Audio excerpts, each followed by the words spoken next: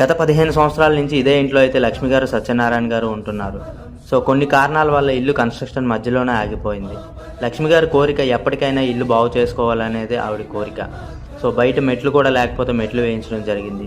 లోపల ఇల్లు పరిస్థితి ఎలా ఉందో మీరే చూస్తున్నారు కదా.